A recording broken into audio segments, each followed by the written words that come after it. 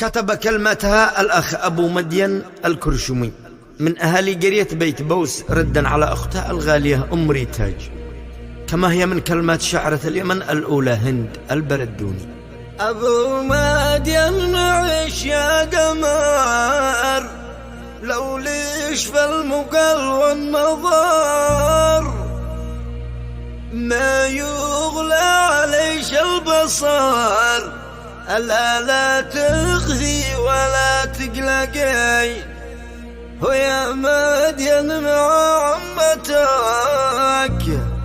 احفظك ما مقلتك، نور العين ذي حبتك دبلها بوسط الجبين.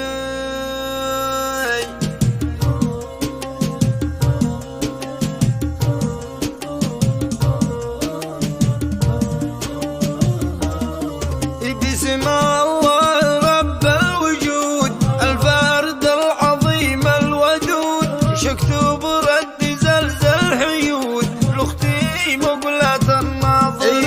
والله يا حي امل العاصمة، مرحب باختي الفاهمة، حيا بياته الحاسمة لخلي الدموع شنين. ابو مدين يرحب مياد، مرحب يا حسين الصفات، شرحب بست البنات ذي خلت فؤادي حزين. يا اختي يا ابنة الكرشمي، والله لو علاجش دمي ما يغلى عليش معصمي، تحت امرش بدنيا ودين. ابو مدين معيش يا قمر، لو ليش في المقل والنظر ما يغلى عليش البصر، لا تغذي ولا تقلقي، يا مدين مع عمتك احفظك ما مقلتك، نور العين ذي حبتك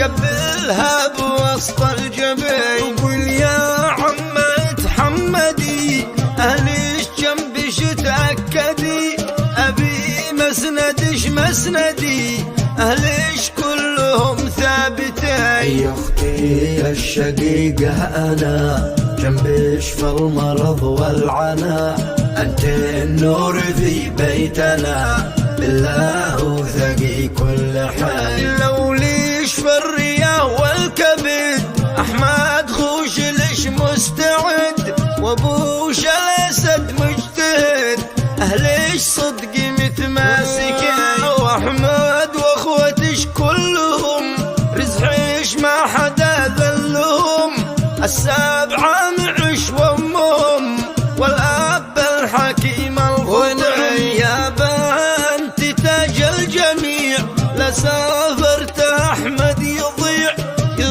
الكون ذي هو وسيع، لا غيبت يا به يمين، لا سافر صل المزرعة قلب احمد يضيق موقعه، طب القلب والمنفعة ابي وامي الغاليين. واختي كم قد تحملت، كم عانت وما استسلمت، شفت الشعر ذي سجلت قلت الله مع الصابرين. اختي جاتني بالشجن، يا اختي كلنا لج ركن، كل قلوبنا لج سكن، اشتدي ولا تقهرين، مكة عشان نسافر سوا بإذن الله فيها الشفاء، كل إنسان له ما نوى يشفي شرح الراحمين. أبو مدين معش وأخوتش سبعة مستحيل نتركش، رب الكون ما ذلتش بلا الكرشمي أجمعين. يمه يا عسل دوعني أنتي والخوات اركني، الأرحام هن موطني قلبي في رضاك يلي. يا به يا الخوات يا اخوتي، يما يا جميع اسرتي، انتم نور في دنيتي، روحي لسرتي فرحي. يا ريت لا تقلقي يا سيداتي لي صدقي أم شفي بخير وثقي في رب العباد المعين. يا رب اشفى يا عظيم واشفي كل من هو سقيم، أنت المطلع والكريم يا رب اشفي الغاليين. يا اختي ربنا يحفظش